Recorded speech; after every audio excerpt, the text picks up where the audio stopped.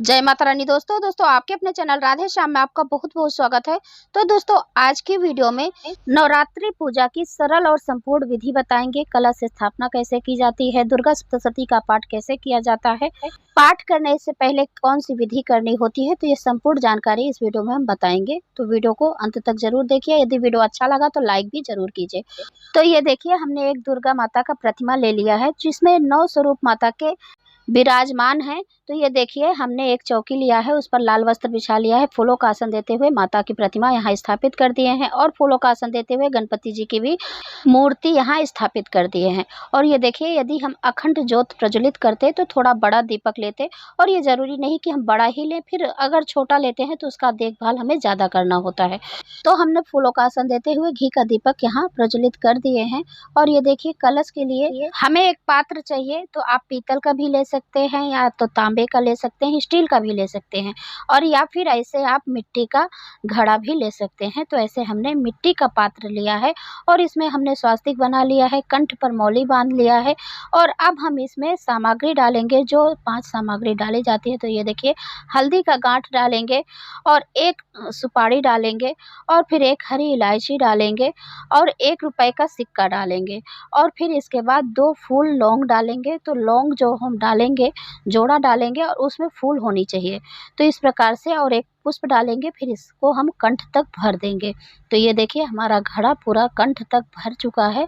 इस प्रकार से भरने के बाद अब हम इसे चावल का आसन देते हुए माता के दाहिने तरफ स्थापित करेंगे। दाहिने यानी राइट हैंड की तरफ, जिस तरफ माँ के वाहन शेर का मुख होता है। तो इस प्रकार से अब हम कलश यहाँ स्थापित कर दिए हैं। अब हम आम के पत्ते लेंगे, जो कि 5, 7, 9 की संख्या में, और ऐसे डंठल के साथ लेंगे ताकि पूरा जल तक अंदर तक रहे, तो कुछ दिन तक हमारी ये पत्तियां नहीं सूखेंगी।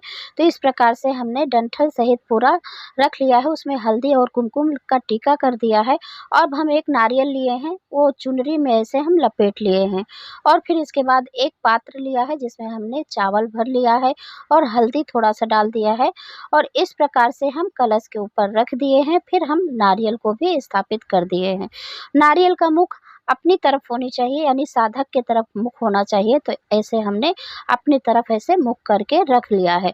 माता के बाईं तरफ यानी लेफ्ट हैंड की तरफ अब हम ज्वारे बोएंगे। तो ये देखिए, हमने चावल का आसन देते हुए ये ज्वारे यहाँ स्थापित कर दिए हैं, बो दिए हैं। और दोस्तों, इसकी वीडियो भी चैनल पर अपलोड है, आप लोग देख सकते हैं। और इसे बोने के लिए हमें एक पात्र चाहिए, थोड़ा सा मिट्टी चाहिए, और एक दिन पहले ही हम रात्रि को जौ भिगो कर रख देते हैं और फिर हम सुबह माता की स्थापना और पूजा करते हैं। तो इस प्रकार से ये हमने बोया है, और इसके बाद फिर हमें ऐसे जल छिड़कना होता है। जब हम यहाँ माता के पास रख देते हैं तो सुबह शाम इसकी देखभाल करनी होती है। और ये देखिए, फिर हम ऐसे हाथों में अक्षत और पुष्प लेकर हम आवाहन करेंगे। तो कलश की स्थापना हमने की है, तो कलश में जितने भी देवी देवता विराजमान होते हैं, हम उनका आवाहन करेंगे कि हे प्रभु, हमने आपके निमित्त यह कलश की स्थापना की है, माता रानी का अब हम पूजन कर रहे हैं, तो आकर आप यहाँ विराजमान होइए और हमारी पूजा और सेवा स्वीकार कीजिए। इस प्रकार से हम बोलकर, संकल्प लेकर ऐसे कलश के ऊपर हम वो पुष्प डाल देंगे, और फिर हम एक पुष्प लेंगे, जल लेंगे और माता जी का आवाहन करेंगे कि हे माँ, आपके निमित्त हमने यह सारी तैयारी की है, आप यहाँ आइए, हम 9 दिन तक आपकी पूजा और सेवा करेंगे। इस प्रकार से बोलकर आप उनका आवाहन कीजिए और इस प्रकार से वहां रख दीजिए। फिर इसके बाद हम जल छिड़क कर माता जी को स्नान कराएंगे, या फिर ऐसे आचमनी से भी आप जल चढ़ा सकते हैं, या फिर पुष्पों से भी आप छिड़क सकते हैं। और ये देखिए, हमने गणपति जी और माता जी को स्नान करा दिए हैं, माँ को अब हम चुनरी पहना दिए, गणपति जी को हम कलावा समर्पित कर दिए हैं, जनेऊ समर्पित कर दिए हैं, और माता जी को भी हम कलावा रूपी वस्त्र समर्पित कर दिए हैं, ज्वारे में वस्त्र समर्पित कर दिए हैं, कलश में वस्त्र समर्पित कर दिए हैं।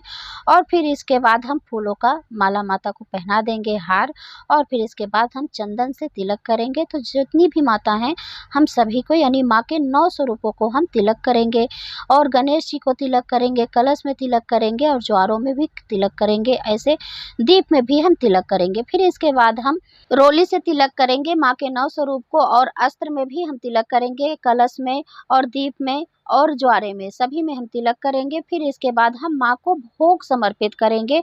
तो माँ को हम भोग पान के पत्ते में 2 फूल लौंग और बतासा रखकर माँ को हम भोग चढ़ाएंगे। तो ये देखिए हमने माँ को भोग अर्पित कर दिया है और साथ ही हम माँ को बतासे, हलवे और ऐसे गुड़ का भी भोग लगाए हैं। और यदि जैसे बतासा माँ को बहुत ही प्रिय है, हम सभी जानते हैं, लेकिन कहीं कहीं ऐसे जगहों पर बतासा नहीं मिल पाता है, तो हम ऐसे गट्टा भी ले सकते हैं या फिर हर जगह मिश्री तो ज़रूर मिल जाती है, आप मिश्री का भी भोग लगा सकते हैं। तो ये देखिए हमने किशमिश और मिश्री मिश्रित करके उसका भी भोग लगाया है और ऐसे केले का भोग लगाया है। आपके पास जो फल है वो आप अर्पित कर सकते हैं। और फिर हम श्रृंगार का सामग्री माता को अर्पित करेंगे। आपके पास जितनी भी सामग्री हो आप चढ़ा सकते हैं। ये हमने 5 सामग्री लिया है, जैसे कि चूड़ी है, मेहंदी है और सिंदूर है और ये बिछिया है, बिंदी है। तो इस प्रकार से हमने 5 सामग्री लिया है। तो इसे हम माँ को अर्पित करेंगे। और नवरात्रि में आप ये 5 सामग्री या तो फिर जितना भी 16 श्रृंगार जितना भी हो सके आपको आप चढ़ा सकते हैं। पहले दिन यदि हो सके तो अच्छी बात है, और नहीं तो नवरात्रि में 9 दिनों में आप कभी भी चढ़ा सकते हैं। और फिर भोग समर्पित करने के बाद हमें आचमनी करनी चाहिए, भोग स्वीकार करने के लिए प्रार्थना करनी चाहिए। और ये देखिए यदि हम 9 दिनों तक पूजा करते हैं और यदि हम दुर्गा सप्तशती का पाठ करते हैं तो पहले दिन ही हम इस पुस्तक की भी पूजा करेंगे। और दोस्तों दुर्गा सप्तशती में 13 अध्याय होता है, जो कि हमें 9 दिनों में ही संपूर्ण करना चाहिए। और दोस्तों ऐसे हाथ में लेकर पुस्तक नहीं पढ़ा जाता है, ऐसे आप स्टैंड एक ले लीजिए और वहीं बैठकर आप पूजा कीजिए। और आरती से पहले ही आप दुर्गा सप्तशती का पाठ कर लीजिए, फिर उसके बाद आरती कीजिएगा। और दोस्तों चलिए अब हम जान लेते हैं पुस्तक की पूजा कैसे करें।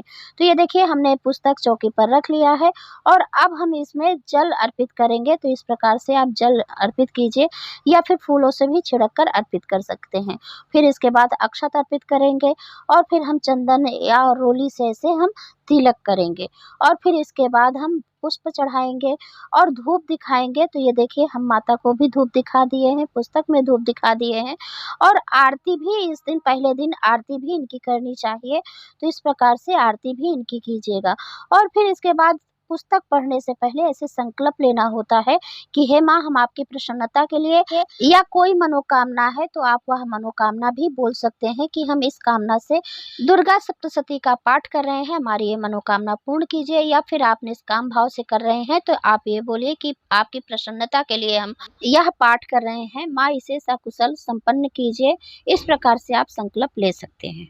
और पुष्प और जल वहीं माँ के चरणों में छोड़ दीजिए और फिर इसका पाठ कीजिए, मंत्रों का जप कीजिए अगर मंत्रों का जप कर रहे हैं तो। और फिर इसके बाद हमें ऐसे हवन करना होता है। तो हमने गाय के गोबर का उपला लिया है। और दोस्तों मैं दूर्वा चढ़ाने के लिए भूल गई थी, तो ये अभी मैं गणपति जी को अर्पित कर दी हूँ। और इत्र भी लगाना भूल गई थी माँ को, तो हमने इत्र भी लगा लिया है। और ये देखिए उपले हमने तोड़ लिए हैं और थोड़ा सा कपूर उपले के ऊपर डाल दिए हैं। एक पात्र में हमने रखा है जो मिट्टी का पात्र है और इस प्रकार से हमने कपूर को प्रज्वलित कर दिया है। अब हम 2 फूल लौंग लेंगे और ऐसे घी में डुबाकर फिर हम हवन करेंगे। और जो हमने भोग समर्पित किया था माता का वही हम लेंगे, क्योंकि ये लौंग और बतासे और ये पान का जो हमने भोग समर्पित किया था तो इसे हम अग्नि द्वारा माँ को समर्पित करेंगे। तो माँ इसे बहुत ही शीघ्र स्वीकार कर लेंगी, क्योंकि कहा जाता है अग्नि के मुख द्वारा ही माँ को भोग समर्पित किया जाता है, यानी देवी देवता को भोग समर्पित किया जाता है, जिससे वो बहुत जल्दी स्वीकार कर लेते हैं। तो इस प्रकार से हमने वही भोग उठाकर ऐसे हम अग्नि द्वारा समर्पित कर रहे हैं, यानी हवन कर रहे हैं इसी का। इस प्रकार से आहुति माँ बहुत जल्दी स्वीकार कर लेती हैं और 3 आहुति ऐसे हम घी का भी देंगे। तो इस प्रकार से हवन किया जाता है। या फिर हवन की सामग्री भी है तो आप इसमें 5 या 7 आहुति हर रोज यहाँ हवन कर सकते हैं। और इस तरह से जब हम आहुति दे लेते हैं, पूजा कर लेते हैं, फिर इसके बाद हम अंत में आरती करते हैं। जय अम्बे गौरी मैया, जय श्यामा गौरी, तुमको निस दिन ध्यावत, मैया जी को सदा ही मनावत, हरि ब्रह्मा शिव जी। ओम जय अम्बे गौरी मैया जय श्यामा गौरी। इस प्रकार से पूरी आरती गाइएगा और फिर आरती करके क्षमा प्रार्थना करनी चाहिए। और ऐसे ये देखिए जल घुमाकर हम माता जी को आरती दे देंगे। तो इस प्रकार से आरती देनी चाहिए और स्वयं भी आरती लीजिए। और पहले दिन हम कुछ दक्षिणा समर्पित करेंगे और बाकी 9 दिन हम ऐसे नहीं कि हर रोज़ दक्षिणा समर्पित करेंगे। पहले दिन हमें कुछ न कुछ दक्षिणा जरूर समर्पित करनी चाहिए पूजा में रही कमियों के लिए। तो दोस्तों ये थी आज की वीडियो। यदि यह वीडियो आपको अच्छी लगी हो, थोड़ा भी यूजफुल हो, तो आप एक लाइक जरूर कीजिए और कमेंट में जय माता दी लिखना बिल्कुल मत भूलिएगा। क्योंकि दोस्तों मैंने अपनी तरफ से पूरी कोशिश की है आपको समझाने के लिए। तो एक कमेंट एक लाइक जरूर कीजिए। अब मैं मिलती हूँ अगले वीडियो में, तब तक के लिए जय माता दी।